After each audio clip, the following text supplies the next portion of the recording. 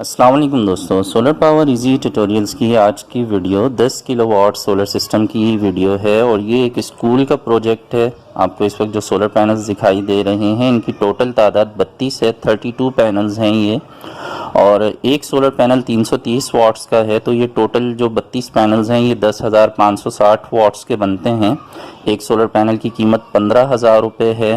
اور 4,80,000 روپے کی یہ ٹوٹل سولر پینلز ہیں اور ان کی 10 سال کی وارنٹی ہے۔ اور یہاں پر آپ دیکھ رہے ہیں کہ ایک جو سولر پینل کا فریم ڈیزائن کیا گیا ہے وہ ایک شیڈ کی صورت میں ہے۔ یہ صحن کا ایریا ہے اسکول کا، اس کے اوپر شیڈ بنا دیا گیا ہے اور کافی بڑا شیڈ ہے تاکہ فیوچر میں مزید 10 کلو واٹ کا جو سولر سسٹم لگایا جائے گا اس کے لیے نیا شیڈ بنانے کی ضرورت نہ پڑے، تو یہ کمپلیٹ ایک ہی بار بنا دیا گیا ہے۔ اس شیڈ پر جو کاسٹ آئی ہے وہ 3.5 لاکھ روپے ہے۔ تو سولر سسٹم کی کاسٹ میں سے آپ اسے ہٹا بھی سکتے ہیں کیونکہ ہر جگہ اتنا اونچا اور اتنا مضبوط شیڈ لگانے کی ضرورت نہیں پڑتی ہے۔ تو یہ 5 انچ کا جو ہولو پائپ ہے اور 3 انچ اور جہاں ضرورت پڑی ہے 2 انچ کا ہولو پائپ استعمال کیا گیا ہے، اور اسے اس طرح سے بنایا گیا ہے کہ جو صحن کا ایریا ہے وہ پوری طرح سے استعمال میں رہ سکے اور اس کی مدد سے نیچے والے حصے پہ سایہ بھی ہو جائے۔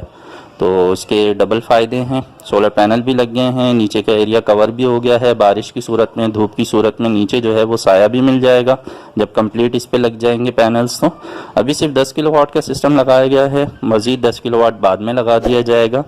تو تمام جو کاسٹ ہے وہ میں نے آپ کو بتا دی ہے۔ جو اس کی فریم، جو اس کا شیڈ ڈیزائن کیا گیا ہے، جو فریم بنایا گیا وہ کافی مضبوط ہے،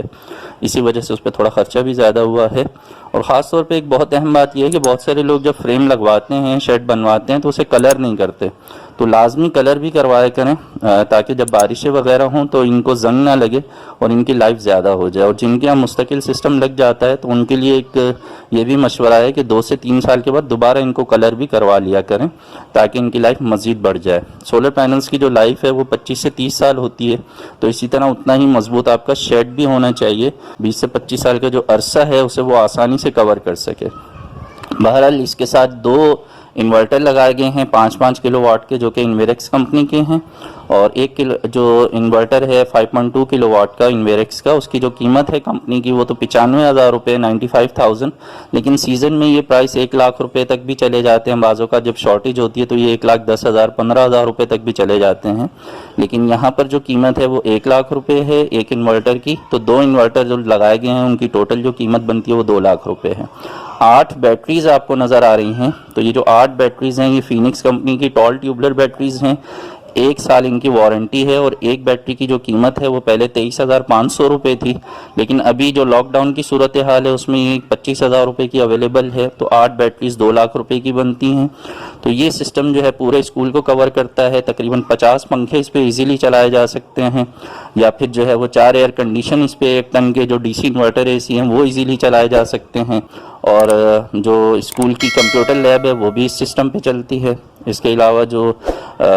پرنٹرز ہیں، خاص طور پہ جو لیزر پرنٹرز ہیں وہ بھی ایزیلی اس سسٹم پہ چل جاتے ہیں۔ تو میں امید کرتا ہوں اس سسٹم کو دیکھنے کے بعد، اس ویڈیو کو دیکھنے کے بعد آپ کی معلومات میں کچھ نہ کچھ اضافہ ہوا ہوگا کہ آپ بھی اپنے جو اسکول ہیں، کالجز ہیں، ان میں سولر سسٹم ضرور لگائیے، اپنی بجلی خود بنائیے اور بجلی کے بلوں سے جان چھڑائیے۔ ملیں گے نیکسٹ ویڈیو میں، اپنا بہت سا خیال رکھیے گا،